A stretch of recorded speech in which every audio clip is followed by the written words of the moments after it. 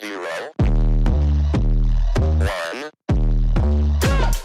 Let's get started. Hi, and welcome to Beyond Top 10 Tennis. My name is Dr. Berge, and I'm your host. If you're not familiar with my work or would like to learn more about it, head on over to AIMATE International, the first tennis lab of its kind worldwide that is centered on delivering top 10 tennis rankings and is 100% backed by science. I'm the author of 14 books behind multiple theories and have been an elite coach for over 20 years. Having worked with athletes around the world, Europe, United States to Australia, I'm also the world's leading authority in this space with my research, coupled with my extensive coaching background, being responsible for landmark findings to deliver the next generation of play.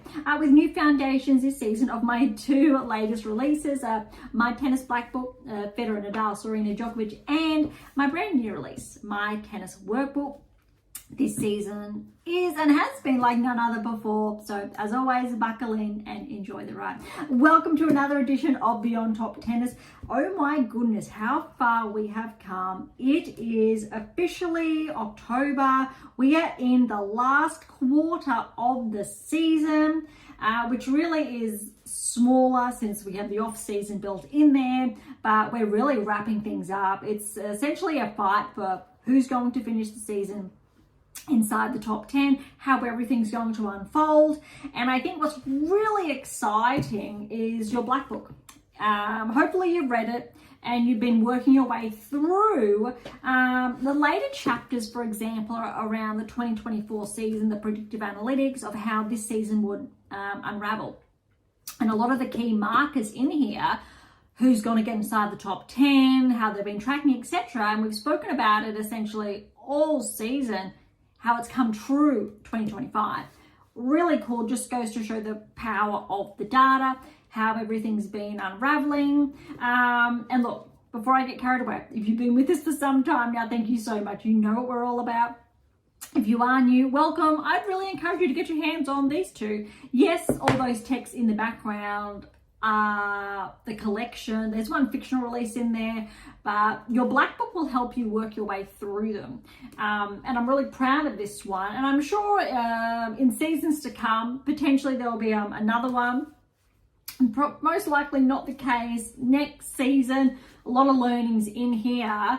But if you have been reading it, you are up to block 10 now. Block 10. Last couple of weeks, because there is, we've spoken about periodization, how it's been integrated into your black book for you, you would have had those rest periods. And it happened a few months ago, but it's automatically essentially integrated. So if you've been following throughout the season, if not, grab your copy and make sure you're teeing it up for next season. You will essentially be forced for those rest periods. All right, so as far as your workbook is concerned, and it's a big one, it should really be on your bedside table. You should be filling in all of your chart work. Brief notes daily, every session in your black book, and then more, I'll say, established thought-provoking notes in your workbook. And I've shared before, since I can't be on court with each and every one of you, as much as I would love that, like to, that's why everything has been designed. The collection, the latest two. So essentially, whether you're working with me or not, I would be giving you the same tools to get you to a top 10 tennis ranking. And if you are already inside the top 10, there are more tools, more markers in other text releases, and how I would help you solidify them into your game. And again, the data's there, the key correlations are there, essentially about how to develop the next Grand Slam tennis player. And once I have done that, and we have done that, how they then go on to win another Grand Slam and another Grand Slam, and the data behind that. It's a world first, and I'm really proud of that. And our longitudinal analysis, or my longitudinal analysis, is now going, I think, 13 years. So think about all the data points around there. Every single tennis player who's won a Grand Slam, positioned round of 16 or onwards, for example, how they've been tracking all of that. And we're not just talking about And this is really important to clarify because there's a lot of, I'll say, analysts working with players. Typically, they're looking at shot selection, percentage points, etc. All of the data at AIM International that I've developed, spent the last close to 20 years developing, is not about what your opponent's doing. It's about what you're doing. So it's how you can build the most robust game to excel. And that's a really big differential. So no matter who you are playing, you're in control of your game and your side of the court. And irrespective if you're playing a person that hits the ball vastly differently to another person or similar to your game, that's what it's about. It doesn't matter what your opponent's doing. It's teaching you, conditioning you on how to react, how to respond, anticipate to those balls. So that's what we know builds the best players in the world. And again, the correlations are there, and the latest, I'll say, data points, analytics, etc. are in here, and how you can learn, and your workbook has been developed for that as well. Okay, this week we're coming to you a little bit later in the week because a couple of finals were just held overnight. It's a bit of a weird, I'll say, a lineup. Normally we'd have everything wrapped by the end of a week, by the Sunday, for example. Even rankings aren't updated this week, so we've got no ranking updates this week. We have some results. So recall last week's episode, some were cut halfway through where I couldn't give you the true or updates. So we have some of them, and then other draws we've got kicking off later today. Others happened late last night. And for those who may be a little bit confused, Beyond Top 10 Tennis is based in Australia. So the Asian swing, if you like, time zones does cross over a little bit with Australian time, but not really. And I say that because first round or some of the matches happening later today, essentially when you'd be going to bed if you're in Australia. So it does not essentially cross over as nicely as we would like. So we've got the update, very small on the WTA Tour this week. It's only the China Open. So last week we started with previews and we wrapped everything up, say Korea Open, for example. Halfway through, a little bit over halfway through the China Open. So WTA Tour is over here as always. ATP Tour is over here as always. But there's a lot on the ATP Tour because the Masters are kicking off later today. We can have a look at the draw, but we've got Beijing, we've got Tokyo. Beijing, I believe, final is later today. Tokyo has wrapped up, and we've got two other events that are in China last week that have also wrapped up. So we're going to go over all of that, have a discussion around players who have been tracking, not what they're looking like, how they're going to finish the season. And we may revisit some of the rankings from last week, time permitting, but we'll see. Today's episode might be shorter, but I know I say that a lot of the time and it never is, but I'm just maybe. So you're hearing me, we're coming to you live. Maybe we will, maybe we won't. All right, we're going to go on to the WTA Tour first. There's a lot over on the ATP Tour. China Open. We know Sabalenka's out. Potential implications for the rankings, not too much. Look, we went over this last week, but let's go over it again just to refresh our memories. Keep in mind, Swiatek did not play the China Open last season, so 2024 season. Sabalenka did play. I really want to pay attention to round of 16 onwards. Let's have a look at this. Sabalenka was in the round of 16, and keys, Buska, Makova, Linette, Andreeva, Anisimova, Zheng, Starabatseva, Kalinskaya, Osaka, Gauff, Zhang, Frech, Badosa, and Pegula. Now, when we look at this year's or this week's draw, some of those players have not even made the cut. So we're going to see a regression in those rankings, keeping in mind China Open is a 1,000 event, so there are points on the line. Quarterfinals, Sabalenka made the quarters but fell to Makova. Zheng progressed. Andreeva fell in the quarters. Gauff won over Swiatek, and Berge won over Zhang. Now, I don't want to spoil because we are getting there, but more than 50%, I think it's roughly 75% of those players have not made the quarterfinals.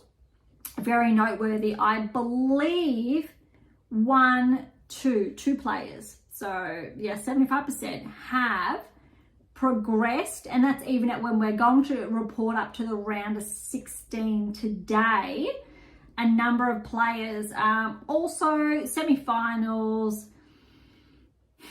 Makova, Zhang, Gauff, Badosa, Gauff, Makova in the final. I can tell you there's only one person there, one player who made the semis and the finals last year. Without spoiling anything, all other players have or are losing points. And that's a big one. It's a 1,000 meter, it's a big one. Also notice Swiatek is not there. All right, let's head on over 2025. I'm going to quickly rush forward so we keep in mind all of the results that we've just gone over, because we know, and I have reviewed the draw clearly in advance, but only, this is fun, when we're looking at round of 16, we still have 50% to play out later today. So we're looking at the other 50%. We've got one player, two players there that made the round of 16 last year, but only one of those players has gotten through. And that one player, interestingly enough, was the one that made it all the way last season. Again, I'm trying not to give too much away, but you'll eventually I will give it all away. All right, let's head back now to first round. Swiatek's in action, and we know the points that are on the line. There's a lot of talk potentially, and we spoke about it last season, that Swiatek could potentially finish the year as number one. To put that into perspective, this time last year, Swiatek was number one, Sabalenka was trailing. She obviously was getting closer. But because Swiatek didn't play with the restrictions, etc. in place, Sabalenka could really take advantage and got that number one ranking. If, very big if, Sabalenka, she's not playing here, maybe she doesn't perform, and in all fairness, she's had a huge season. She has made three Grand Slam finals, which is phenomenal. Won a finalist and two others, so Australia, French finalist, obviously won the US. That's huge. No other player has done that in recent years. I think Serena was the last one to do that from memory, but I don't have the data in front of me. That's just a maybe. So it would be incredibly understandable if she took the rest of the season off. Huge year, every right to do so. However, that number one ranking could potentially be in jeopardy. It would, however, rely on Swiatek performing exceptionally well. We've seen her do it before in recent seasons, but we really should remember she's 24 years of age, so it's a maybe she will, maybe she won't. She's had a huge season as well. Yes, she won Wimbledon, but she still performed really well. I think she's got two semis to her name and a quarterfinal, for example, at Grand Slams. She's essentially exactly behind Sabalenka in the rankings as far as results are concerned as well. Gauff's a little behind that. She had that early exit, for example, at Wimbledon.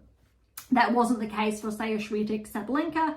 Pegula's been playing well. Other players, if I quickly go to the top 10, Anisimova, she's been playing really well, but is not at that consistent level. Andreeva is probably really up there for Grand Slam consistency. Probably didn't perform as well as she wanted to at US Open. Similar with Keys, Pegula quite well, Paolini, Zhang, and then Rybakina to round out the top 10. Rybakina is up there, but the level of play required to win a Grand Slam, and yes, Gauff's in there, to the semi-finals consistently, let alone quarterfinals, across all Grand Slams, the rankings are true as far as performance and results. So when you really want to correlate that, which is what our data does.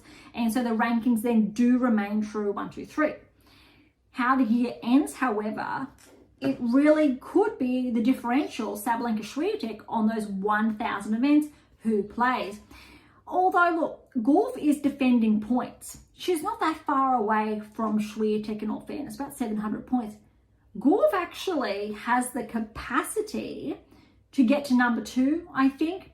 If Swiatek doesn't play as well, they could switch places. But it's probably unlikely for Gauff to get to number 1. But never say never. I'm not going to say it's out of reach, but she could have a sensational end of season, which she did last season as well. That's all it is. There's over almost 3,000 points separating for Sir Anisimova from the top 3. So I'll just focus on that. All right, here we go. Putintseva and Yuan. Yuan got the win there, 3-3. Putintseva played some good tennis in recent weeks, probably some of the best we've seen all season. But that's not surprising. We've seen a bit of a regression this season from Putintseva. Osorio, good win over Lee, 7-5, 6-7, 7-5. Keeping in mind seeds with a bye first round. Boyson over Gauff. First time we've seen Boyson back. She did play US Open, I believe, qualified, missed the cut at Wimbledon, for example. And we know how well she played French Open. So this is actually the first metric we're getting to see how well Boyson plays. Ruse over Shramkova, straight sets there. It's really great to see a lot of, if not all, the top players back. Sasnovich over to Jean. We spoke about Jean's progression recently. Did take Sasnovich 2-3, but Jean, she has, it's either a finalist result, winner or finalist for her name in recent weeks. So I still believe she's one to keep an eye out on. Seidl's upset French, 5-4. Buska over Vekic, that's an upset. Buska's been playing well lately. Vekic was top 20 during, I'll say, most of this season. Since she didn't defend those points at Wimbledon, we had that regression. Tomljanovic over Stadabatsevas, 7-6, 6-2. So remember, Stadabatseva made round of 16, I want to say quarterfinals last year. We did just go over that. Maybe I've just forgotten one or the other. So a lot of points are going to be dropped there, unfortunately, from Stadabatseva, who really made her mark this season, or has been. So that's going to be a little bit of a tough one. Zhu over Uchijama, a bit of an upset there, 1-3. Bozes Maniera over Christian, 4-0. Joint over Jimenez Kazatina, 3-2. Jimenez Kazatina's had some good results lately as well, but Joint's been playing quite strong. Cartel over Parks. Great to see Cartel back.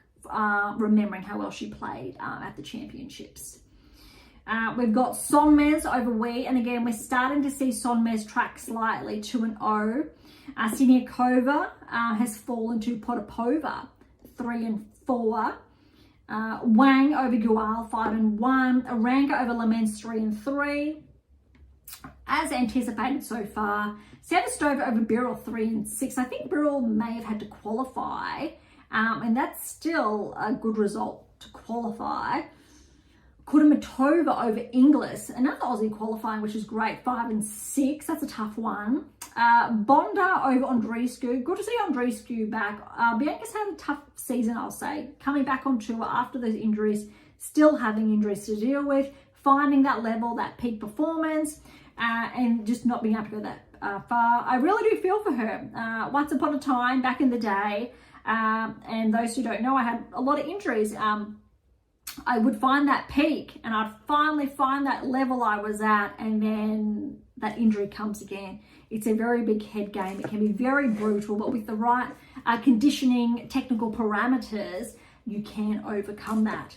Buskova over Maria, 2-4. Now remember, Buskova is one to watch, and I did call that in recent weeks. Swiatek over Dolhide, 2 and 3. We've seen a little bit of a resurgence from Swiatek this season. Ruzic over Jackie Mo, really interesting there, 3 and 3. Jackie Mo, Boisson, I remember this French Open, and I think it was the quarterfinal, battling for that semi-final position, I think, around that from recollection. So we know how well Jackie Mo can play, because it was a huge match. And we've seen her with some good wins over in contrast to Boisson in, I'll say, the last 2-3 months. So I was a bit surprising seeing Ruzic with the win here, just for context. Zhang over Zakharova in 3. Balta over Baptiste, that's a good win for Katie to get that win under her belt. That's 7-5, 5-7, 6-4. McNally over Seidman, straight sets. Lies over Zhang, 1-0. Now we know Lies has been tracking. Start of the season, remember, I want to say it was Australian Open. Got through a few rounds, played Swiatek, and Swiatek, obviously, the rest was history. But she's been making very subtle inroads all season, getting into a 1,000 event as her ranking's been progressing is very promising. And yes, I do see some results in front of me without spoiling. And I really like what I'm seeing, because we're finally seeing the keys or pieces come together. So you know the 8 keys, 7 keys, etc. The text behind me, go on AIM International if you're unfamiliar with them. And sometimes that's what it takes, that you finally get everything together and your performance it's what you've been training towards. And we've been seeing that, and it looks like right here China Open from Lies. Okay. Kessler with a win over Shy, straight sets. Krejcikova, straight sets over Blinkova. Volnyets over Stearns. I'm calling that's an upset, but it's 3 tight sets. Priscilla Hon is an Aussie. I believe she's from Brisbane, only an hour from the Gold Coast, where Beyond Top 10 Tennis is based. Would have had to qualify with her ranking 1-6, 6-3, 7-6. Best match of Hon's life, but there's more to come. That's a really huge win. Great to see it coming together for her. Sakari, good win over Kruger. That's a tight 3-setter, 7-6, 6-7, 7-5. That is a fight and a half. Rakimova over Bronzetti and straight sets there. All right, on to the second round. That was a lot. So all seeds are in action now. Swiatek over Yuan, 6-love, 6-3. Now, I spoke about this last week, and I'll give you some insights again this week, because it baffles me that there's not more being said about this, but I'll use my background to my advantage. So hopefully those who are all curious, you were tuned in and listening. Why Swiatek's able to get so many 6-love games this season. Notice how she plays. When it's akin to keeping your foot on the pedal from the get-go. How her game has transitioned. So in recent episodes, I spoke about that. So I won't double up. Go back to those previous episodes for a more elaborate response. But she puts her foot on the pedal from the get-go, steps up, closes out the point. Now, if you're not working on your perception, different to your anticipation, that big blue book in the background, The Science of Elite Performance, talks more about that. One of the keys, 7 keys, 8 keys, talks about that. But if you're not working on your anticipation or your perception, you're out. And a lot of players don't work on that. Djokovic, Serena, Federer, Nadal, absolutely. And the likes of the Swiatek, Sabalenka, Gauff now, yes, Sinner, Alcaraz, yes. But the thing is, why she's able to do that so successful is that she's knuckled in from the get-go and she puts that ball away. She is all business. A lot of players still set the point up, then go for their shot, which, yes, theoretically, that is what you do. But if your opponent is on the front foot from the beginning and you do not have that perception zoned in, or your anticipation, which obviously correlates or corresponds with your movement, you're already on the back foot. And Swiatek's too good, and she closes out the point. So if you play Swiatek, it's a hard task. It's almost, when she's playing like this, I would argue it's playing like Federer or Nadal when they were on their game. Djokovic may be two different style of game, but absolutely. Or even Sinner now. I'm not going to say Alcaraz justice. There's a bit of a distinction there, and there's a reason why, but I'm not going to get into that. But it's really interesting. Different to how Sabalenka plays. Secretly hoping, I suppose, the number one ranking is WTA finals. Swiatek, Sabalenka make the finals, and they're playing for it. I think that's best case scenario. And ATP finals. It'd be pretty cool if Alcaraz and Sinner were doing the same thing. I think that's best case scenario for tennis. Okay, back to the draw. I saw a big upset over Kalinskaya. Kalinskaya's fought her way back inside the top 30 this season. Was as high as 13-14 last season, had that regression after the Australian Open, but this was a little bit surprising, but well done to Osorio, 6-1, 4-6, 6-3. Boisson's upset Samsonova, who has been in form, 19th seed, 3-4, has to be one of Boisson's biggest wins. She had a lot of huge wins at the French Open, so I don't think this is her best win, but her best win since the French Open, which was really impressive to see that level come about again. Navarro over Ruse, 3-6, so 7-6, 6-0 in that tiebreak. Good to see Navarro in straight sets. We know in those all these earlier rounds, Navarro, she really likes those three setters. We've seen it time and time again, and I'm really looking forward to her tightening up those matches. Sasnovich has upset Osaka. With how well I think Osaka played hard-court season, US Open even, was really anticipating a bit more from Osaka. Sasnovich is too good, 1-6, 6-4, 6-2.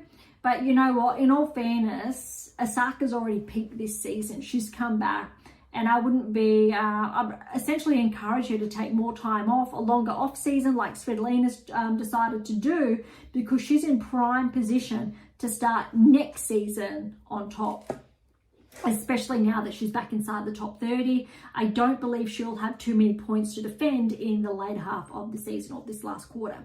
Kostyuk over Seidel, 1-1. It's a good one. Raducanu over Buska, 3-3. Pegula over Tomljanovic, especially after that first round match with Tomljanovic.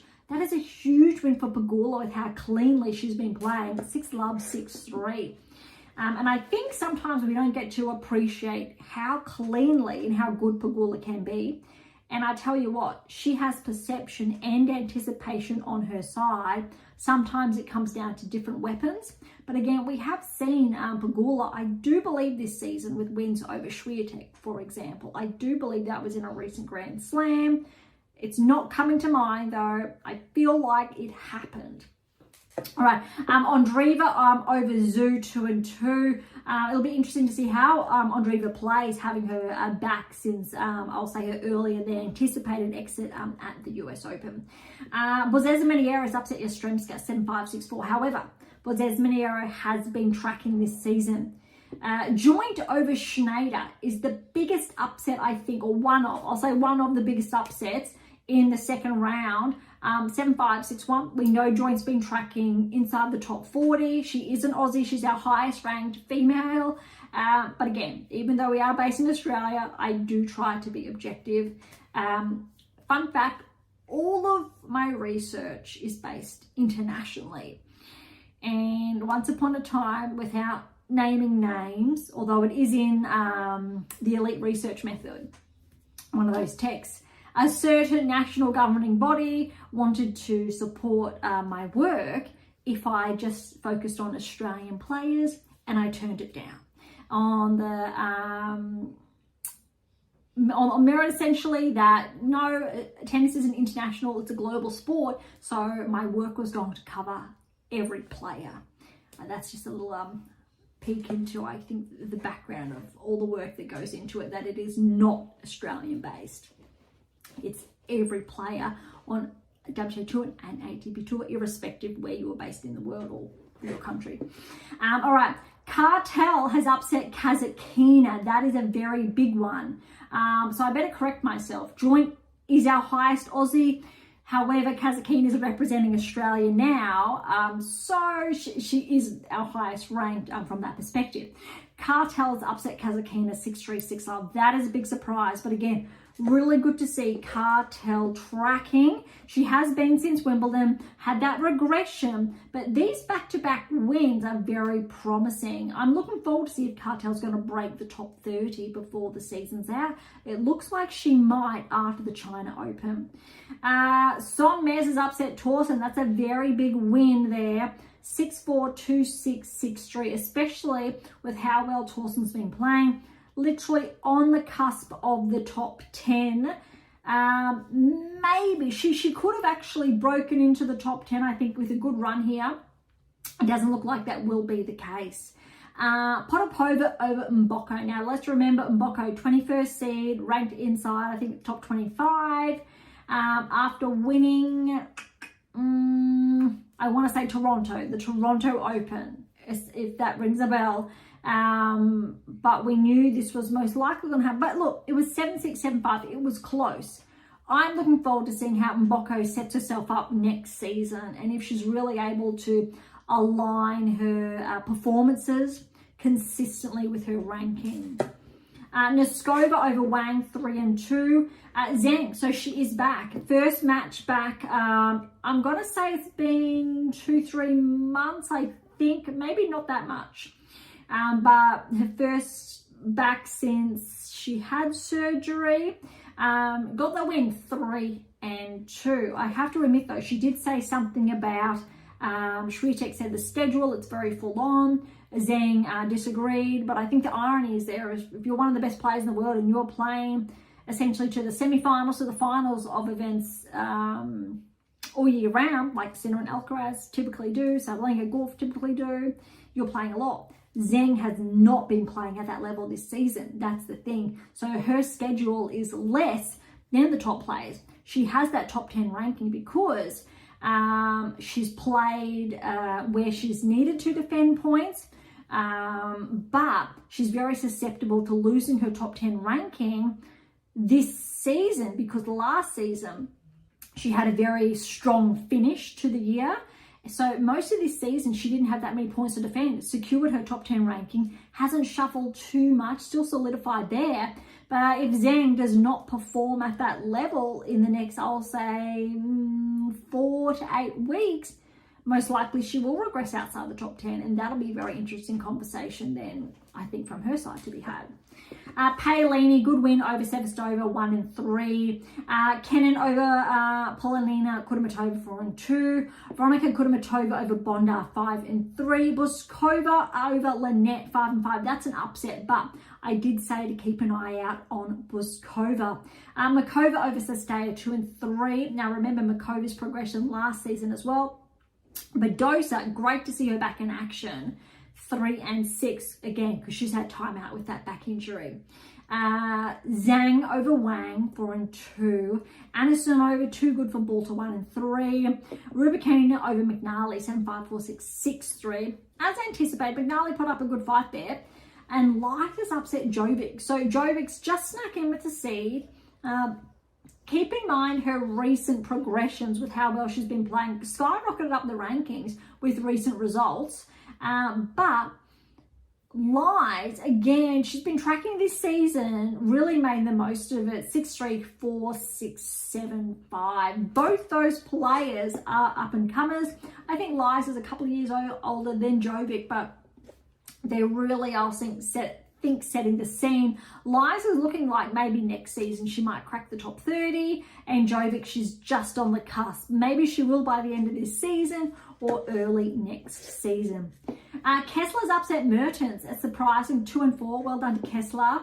Krejcikova, very good win over Alexandrova. Now remember, Korea Open, it was so close. Alexandrova made the final with Swiatek, and Swiatek just edged her out. So this is really about periodization, training, stacking, etc. And Krejcikova was a little bit too good, 7-5, 6-2.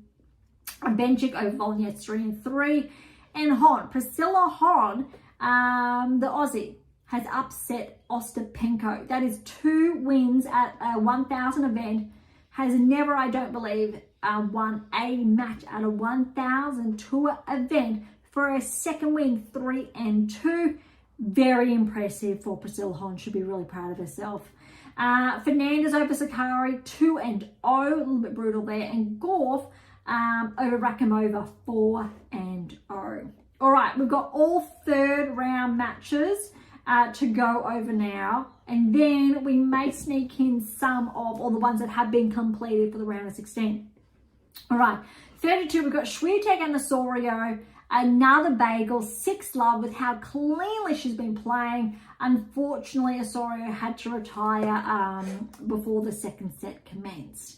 Navarro Boisson, Navarro playing well, 6-2 at 1-0 in the second, and unfortunately Boisson had to retire. I think that's really disheartening because we know how well Boisson played at the French, and she's had injury essentially management after that.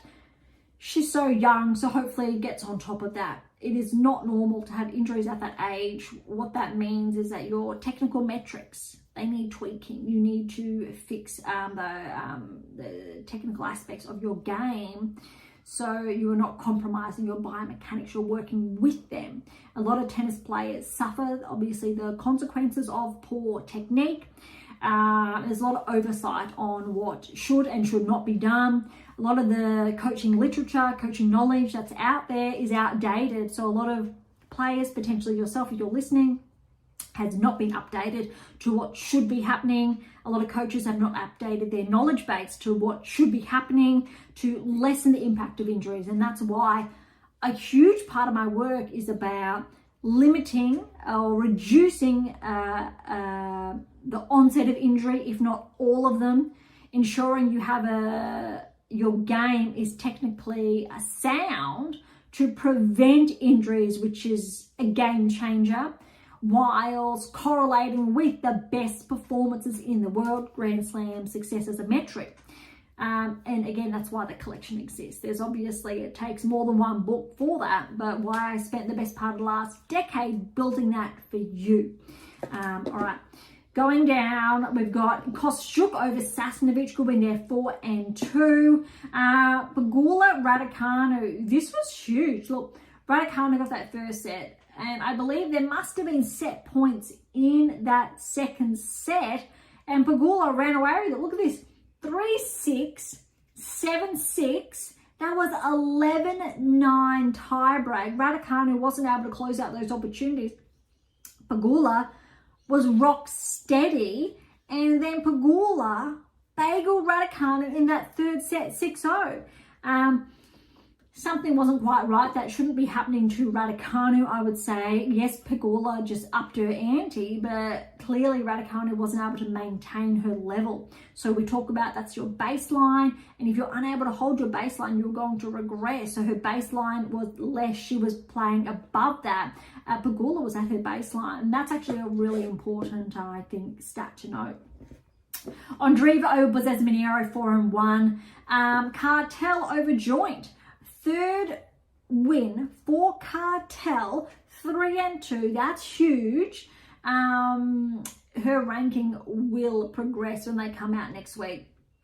Potapova over Sonmez, 3-5. Really good results for Potapova.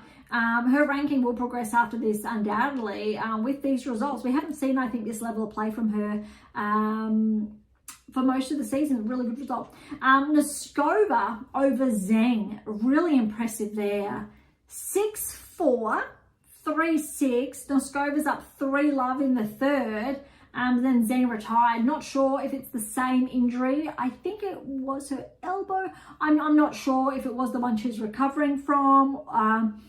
But look, Noskova deserved that, I'm going to go on a limb and say, because she's just been having a really good season. It'll be good to see her ranking progress further. After she's got a very good opportunity to break through for a quarterfinal result, I'm going to say. Paolini over Kenin, tough one there, but I think Paolini's getting her groove back. We haven't really seen as much this season as far as singles are concerned, but very good result, 3-0. Buskova over Veronika Kudermetova, 3-5, and I did say to watch out for that. Makova Badosa, Makova's up 4-2. Unfortunately, Badosa had to retire. That's a tough one because we know she's really been battling injuries. So the best part lasts 18, 24 months, if not more. Anisimova over Zhang, 7-6, but look at this tiebreak. 13-11. That's a mental game because Zhang wasn't able to keep with Anisimova in the second. Anisimova ran away with it 6-love. Rybakina and Lies, this was the biggest upset, I'd say, of third round. 6-3, 1-6, 6-4 to Lies. Because of that result, potentially, and Tauson falling, Rybakina should be firmly still inside the top 10. Although there definitely will be shuffling next week because Zhang's not defending her point. She's losing that. And let me finish up and then we'll have a quick look. All right, so Kessler got the win over Krejcikova. Tough. Krejcikova had to retire in the third one. 6-7-5, up 3-love Kessler was. Fortunately, Barbara had to retire. Benchik over Hon, but Hon pushed Benchik all the way. 4-6, 6-4, 6-3. And Gauff and Fernandez, this was huge. 6-4, 4-6, 7-5. This close Fernandez was to getting the win over Gauff, but Gauff did get through. Really quickly, if we look at the rankings, if we say Sabalenka's solid, Swiatek has nothing to defend. Gauff has China Open points to defend, 1,000 points to defend. Anisimova, Andreeva, Keys isn't playing. Pegula, Paolini should get some good points there. Pegula's there. Look, Keys may drop. Zhang is at risk. Actually, no. Looks like Zhang could be bumped to 10. Alexandrova is at 11. She's fallen early, so's Tauson. So, and Svitolina's not playing. And Osaka's fallen early and Makova has fallen. That's the top 15. Rankings look like they're going to stay the same as far as top 10 is concerned. However, we will see a shuffle in some of those rankings. That's going to be really interesting. All right, round of 16, we do have the other half kicking off today or this evening. So I'm going to hold it there. We're going to, no, I'm not. I'm going to tell you I'm going to give you the live results. Bottom half of the draw, but top half playing later today or this evening. Swiatek and Navarro, that's going to be huge. I think that's going to be a really big test for Swiatek with how Navarro's been playing. Although keep in mind, Navarro just has played one set since Boyson retired in the second. Swiatek, however, has that one set as well. 6-0 over Osorio. So that's kind of interesting when you look at it like that. Although second round was an 0-3, and Navarro, she was tough. So that was 3-7-6 with the Roos. So Navarro, I'd say, has played a little bit more tennis. That's going to be really interesting. Swiatek should win, but Navarro is going to be fresher as far as the season's concerned because she hasn't played as much tennis as Swiatek in recent weeks. Kostyuk Pegula, that's going to be a really big test. And Pegula's been playing well. So that quarter is going to be a blockbuster either way you look. Andreeva Cartel, Noskova Potapova, very big likelihood run for Andreeva all the way through to the semis, you have to say. That is very big, but Noskova definitely has an opportunity there. The other 16, so the bottom half of the round of 16, Paolini, Boskova, Makova, Anisimova, Lies, Kessler, Benchik, Gauff. Top half is more jam-packed, you have to say, with more seeds having fallen in the bottom half. That said, Swiatek's and Pegula's all seeds opening in that bottom section there. So Cartel's not seeded, nor is Potapova. Look, Lies and Kessler, they're not seeded, neither is Boskova, my apologies. So I guess it's quite similar then from that perspective. All right, I have some results. Paolini, Boskova, I like this because Boskova's been playing really well. It shows me Paolini's singles game is back on. 6-2, 7-5 to Paolini. Anisimova, Makova, that was tough. But Anisimova, she's really picked it up or maintained that level since the US Open. 1-6, 6-2, 6-4, which means that quarterfinal is Anisimova, Paolini. That's going to be huge. I tell you what, if Paolini gets the win there, that really shows me she's back to top 5 level. That would be exciting. Anisimovan's just been playing really good, too good this hard court season. So that's going to be tough. But we saw what Paolini was capable of last season. All right, Lies and Kessler. Lies is having the tournament of her life with a win over Kessler, 4-6, 6-1, 6-2. Her first time to a 1,000 event quarterfinal. I didn't even believe Lies has been to the second round of a 1,000 event before. So this is huge for Lies. Definitely will get those points. Break into the top 40, she should be at least next week. Gauff over Benchik was very tight, 4-6, 7-6, and that was 7-4, 6-2.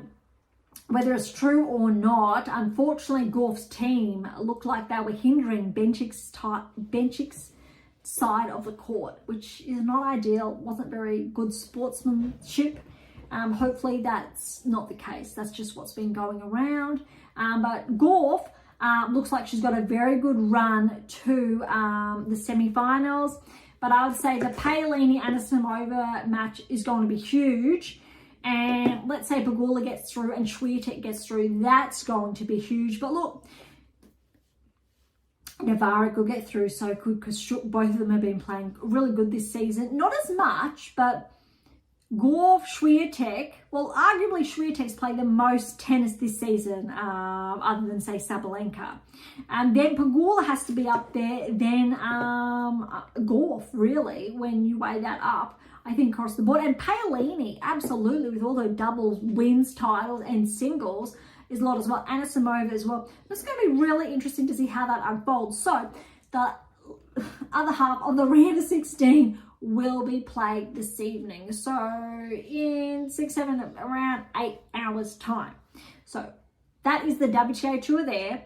Heading on over to ATP Tour. We're not going to look at rankings, and today's episode is absolutely not going to be shorter like I potentially said it would be. All right, so we have a number of matches on the ATP Tour to go over. So we're going to kick off the Chengdu Open. We got to the quarterfinals last week.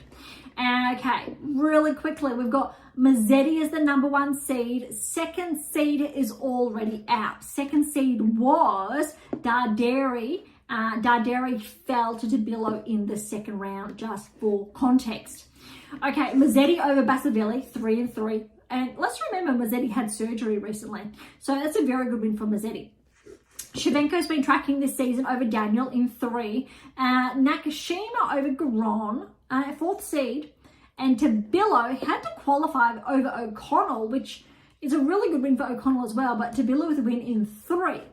Okay, semi-finals. Now remember, we're wrapping this up from last week. Mazzetti over Shevchenko, 3-1. And Tabilo, the qualifier, over Nakashima, 6-4, 7-6. Huge wins, but stark differences when you're looking at the final. Mazzetti, number 1 seed, Tabilo, the qualifier. But I do believe Tabilo has been ranked inside the top 30, maybe the top 20. I could be confusing him with another player, but he had a steep regression and has been finding his way back. Could be wrong, could be confusing. I'm just putting it out there, but maybe. But Tabilo has pushed Mazzetti all the way to 3 sets, and he has claimed the 250 title. Normally we would not see Mazzetti playing a 250, but I think we're seeing more players play them to really warm up for Shanghai, the lower tier events, which is, I think, equally important for players who haven't had as much match play. So Mazzetti, for example, surgery. We see other players who may have to qualify, lower rankings, playing those events so they can look at the opportunities to maybe get those points to get entry into qualifying, for example, for Shanghai. So 2 very different objectives there.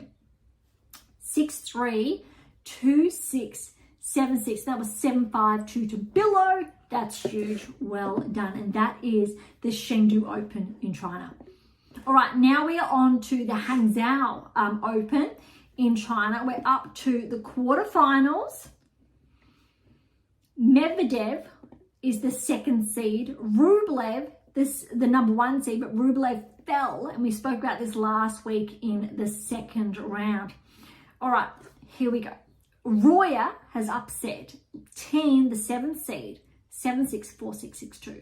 Mutesa, 4th seed, got the win over Echeverry, but 3-6, 3-love, Mute was up, and Echeverry had to retire. Now, I do believe we went over these last weeks, but for context. Bublik over Shavinka, 1-1, and Wu's upset Medvedev, 5-7, 7-6, 6-4. I believe Medvedev's luck has turned around this week. Okay, this is huge because Roy is the qualifier over Mute, 3-2. Bublik over Wu, a wildcard, 3-3. Now, Bublik's had a huge season. He's had a number of, I'll say, titles to his name. Ranking's just been progressing. He did get top 20, did have that regression, but I think he's on track to get his way back, potentially inside the top 20.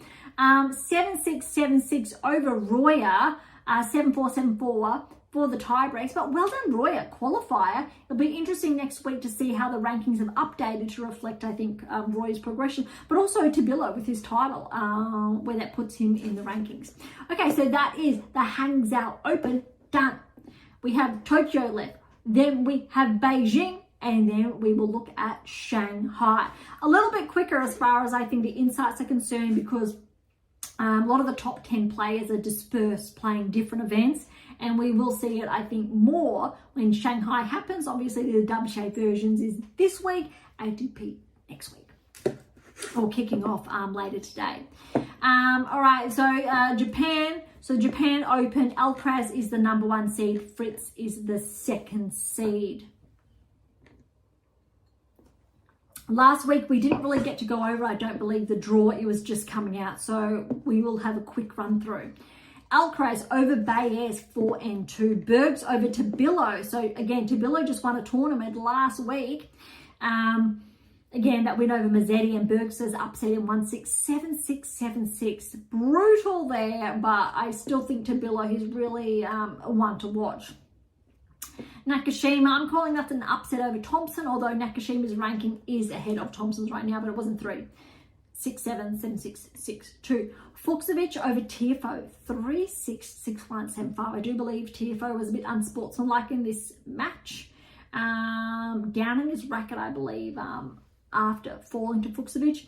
Fuchsovich is noteworthy. He's made a round of 16 at a Grand Slam before, because he's in one of those books behind us. So I know that he has that level in him. Rudd over Mukazuki, 4-6, 6-1, 6-1. Berrettini over Menard. That's an interesting one, 4-2. And Menard's been playing well this season, but we haven't really seen Berrettini tracking. So it'll be interesting to see if he can get some wins back under his belt. Vukic over Zumher. I'm going to call that an upset. 6-4, 3-6, 6-3. Eltima over Shapovalov, that's an upset there, 7-5, 6-3. Brooksby over Humbert, this is an upset, 7-6, 6-3. We spoke about this last week, and I think the week before about these upsets are more frequent later on in the season and the why. If you want to learn more about that, head back or tune into our previous episodes. Darderi over Nishioka, 7-6, 6-3. That's a good win. Keeping in mind last week, Darderi did fall first round.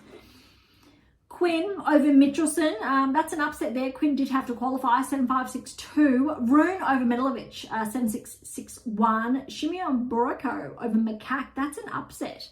And Shimeon Buroko had to qualify, 6-3, 7-6. As always, I apologize for my mispronunciation. I'm very confident I have not pronounced that correctly, so I do apologize. Korda over Garon, that's a good win for Korda, especially with his rankings regression this season. 4-6, 6-3, 7-6. Borges, good win over Watanuki, who got a wild card, 2-6, 6-4, 6-1. Fritz over Diallo, good win there. We know Diallo has been tracking this season. 4-6, 6-3, 7-6. Very tight though, nonetheless.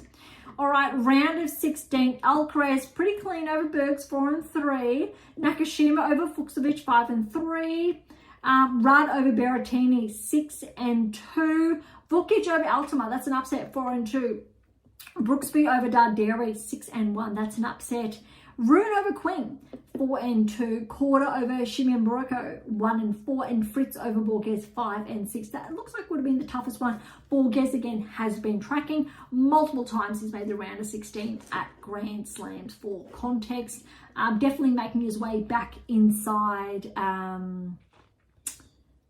the top, I would say, the top 30, or getting close enough to that. Okay, and that was no. All right, so we're on to the quarterfinals now. Yes, Alcaraz, Nakashima, 2-4. Rudd over Vukic, 3-2. Brooksby over Rune. That is an upset. Rune, the third seed, 3-3. And Fritz over Quarter, 6-3, 6-7, 6-3. What I like about that is Quarter was able to push a top 10 player all the way. Good signs, hopefully, for next season, getting progressing back towards the top 30 where he was. Noteworthy, on those results, I'm looking at the rankings to see, and look, Rune could have potentially joined the top 10 if he progressed, but it does not look like that's the case. Kakanakov is not playing this week, but Rune, I think, had an opportunity there, but that will be interesting to see when they do update. Okay, as far as the semi-finals are concerned, this one only wrapped up this morning. Alcaraz and Rudd. I like this match because Rudd pushed Alcaraz 2-3, 3-6, 6-3, 6-4. Good signs potentially for Rudd to rejoin the top 10. Fritz over Brooksby, 4-3. I'm going to check where, and Rudd's at 12. No, it looks like he probably will stay at 12. That'll be interesting with the rankings next week. All right, Alcaraz and Fritz. It looks like there was just one break of serve per set. 6-4, 6-4. But that is all you need. If Fritz gets better, I think, at looking for those opportunities, like small micro percentages, that's really the big differential between, I think, Sinner Alcaraz. Looking for those moments, perception, anticipation. We spoke about that earlier. That'll be very, very interesting. But at this stage, I'm not foreseeing it. But if Fritz can really knuckle down on that part of his game, I think he should be able to have a few breakthroughs. All right, over to Beijing. And Sinner is the number 1 seed here, and Zverev is the 2nd seed. But I do believe we have some upsets to talk about. All right, really quick, we've got Sinner and Cilic first round, 2-2. Adame over Zhang. I'm going to call that an upset, 4-2. Matazan over Bonzi, 7-6, 6-3. This is an upset. Mueller over Kakanakov, 4-6, 7-6, 6-4. Kakanov's just inside the top 10. Keep that into consideration. So since Kakanakov's lost first round, Rudd and Rune did progress in Japan. Maybe, big maybe, Kakanakov could regress outside the top 10, and maybe Rune will be back in next week. Big maybe. All right, Dimonor over Boo, 6-4, 6-love. Rindenek over Goffin in 3.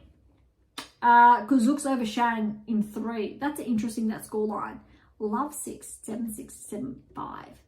Menzik over Kekinovic, straight sets. Kaboli's upset Rublev again. I say that again because Rublev fell early last week, but 7-6, 6-3. Well done to Kaboli. We do know how well Kaboli has been playing. Definitely has been tracking this season. As well as Tian. He's upset Cerundolo, 4-6, 6-3, 6-4. Manorino, very good win over Bublik after winning his title last week. Manorino, first round win, 3-2. Well done. Mazzetti over Mapeshi Pericard, who's had a little bit of regression in the rankings, just slightly, but he pushed Mazzetti all the way, 7-6, 6-7, 6-4. Good to see Mazzetti knuckling down. Medvedev over Norrie. Good win, 3-4. Dabic Fakina over Ugo Carabelli, 1-3. Muteo over Grikenspor, straight sets. And Zverev over Sonigo, straight sets there. All right, round of 16. Sinner over Adame, straight sets, 6-4, 5-7, 6-love. Matazan over Mueller, 3 and 6. Dimonor over Rinderknecht in 3. That was tight. 6-3, 3-6, 7-6, 7-2. Menzik over Kazuks in 3. Tian over Kaboli. I'm going to call that slightly an upset, even though they've both been tracking. Kaboli's a little bit ahead of the curve over Tian, 3 and 2. Mazzetti over Manorino, 3 and 3. And Medvedev over Davidovich Fokina, and we know how well Davidovich Fokina has been playing this season. We've seen just a little bit of drop in recent weeks, but a very good win for Medvedev just to get that confidence, I think, back into his game, 3 and 3. Zverev over Mute, 7-5, 3-6, 6-3. A little tougher than we would have potentially anticipated. All right, quarterfinals. We've got some interesting matches here. Sinner over Matazan, 1 and 5. Dimonor over Menzik, 4-1. And Menzik looks like he had to retire. How's this? Tian has upset Mazzetti, 4-6. 6-3, 3-love. And Mazzetti had to retire. Keeping in mind he made the finals last week. A lot of tennis he's been playing. A little bit brutal, but that's a huge breakthrough for Team. This has to be the biggest upset, but also the best news for Medvedev. Over Zverev, 6-3, 6-3. I feel like Medvedev's had such a tough year. A lot of earlier losses. Hasn't really been living up to his expectations. Regressing outside the top 10. First time in a number of seasons. And he got the win over Zverev. I think that's huge. So it's a really good progression. Keeping in mind that Medvedev was ranked ahead of Zverev, but then that switched. Zverev's holding his own in the top. Medvedev has struggled to catch up. So I think that's an interesting insight or statistic there. Semi-finals, Sinner and Dimonor. This match was huge. Sinner for the win, but Alex fought all the way. 6-3. 4-6, 6-2. I love that Alex was able to push Sinner 2-3. That's what we want to see. Tien and Medvedev are in the other semi. Medvedev's absolutely favourite. But look at this. Tien has upset Medvedev 5-7, 7-5, 4-love in the third, and Medvedev's had to retire. That's huge. And okay, it is it's a 500, so it's a big event.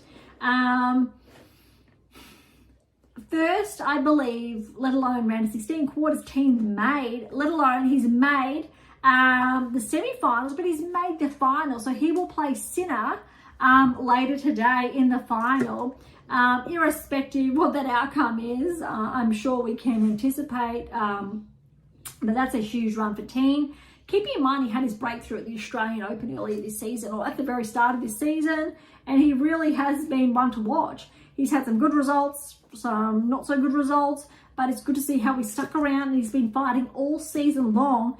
After this, Tien should break through into the top 50. All right, we'll have to get back next week, trying to open as far as the finals concerned with Sinner and Tien. All right, before we wrap up today's episode, haven't gone too much over. Let's have a look at Shanghai, who's in action. This will be, I think, very interesting. And it looks like, yes, that's what I thought. Alcaraz has withdrawn from Shanghai. That is very big news. I'm just going to head back to the draw, just double checking there. But that is very, very big news. That has opened up the draw. Mute has taken Alcaraz's place. Oh my goodness, that has really opened the draw wide up. Just checking, Sinner is at the bottom half of the draw, but look at this. Mute has a bye first round. He will play the winner of Tien and Keknovic. That has opened up potentially for Tien, if he plays well against Sinner, to have a huge run potentially, or Mute. Then you got Kazuks, Martinez, and then Norrie's there. That's a little section of the draw, big opportunities for third round. Davidovich Fokina's there, Anali Sakabo, Medvedev's, Kakanow's back in action. Tsitsipas back in action. That'll be interesting to see. I won't go over each one. I'm looking to see if there are any big first round lineups. Other than obviously seeing Alcaraz out, you've got Tabilo and Garon first round, and with how well Tabilo's been playing, could have Ugur Elisame second round. That's potentially the big lineup. Shelton's back in action. A lot of players who haven't played, I suppose, since the US Open.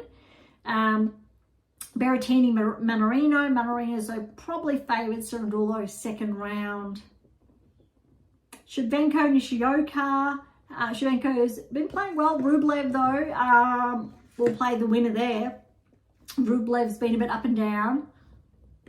That's going to be really interesting. They're predominantly the biggest ones. Djokovic is in Sinner's section of the draw. So is Fritz, it looks like, if I'm reading the draw correctly. That looks like, and again, it's a very big draw. Yeah, the biggest ones to look after. All right, so we'll have a look at a more close look at Shanghai next week when they're probably halfway through, similar to what we've done this week with the China Open and WTA Tour. And rankings should be out next week or midway through, but they will reflect the results I've just shared on the respective tours. China Open should wrap up, I think. Otherwise, we'll have another lag, but we'll see what happens, and I will get back to you there next week. Okay, but thank you so much for listening. To grab your copy of my brand new releases, so my tennis black book, Federer, Nadal, Serena, Djokovic, or my tennis workbook, head on over to AIM International or Amazon, so irrespective where you're based in the world. For any comments or questions, head to AMA or topic thread, or leave comments directly on YouTube or Spotify. To interact with Beyond Top 10 Tennis, catch up on our blogs, or sign up to my newsletter. All links are in the episode notes, as well as how to access Pink Octopus books to Spruik. And if you enjoyed today's episode, please subscribe, like, share, and do all of the above. Beyond Top 10 Tennis exists for you. And so please consider sharing us near and far. And if you're serious about heading towards the top 10, or want to know what your game is missing to secure that maiden Grand Slam or more, don't be shy. Come and say hi. All right. On that note, thank you so much for listening. I am so incredibly grateful. I'm your host, Dr. Ashley Morgan Berge, and this is Beyond Top 10 Tennis, and I'll see you next time.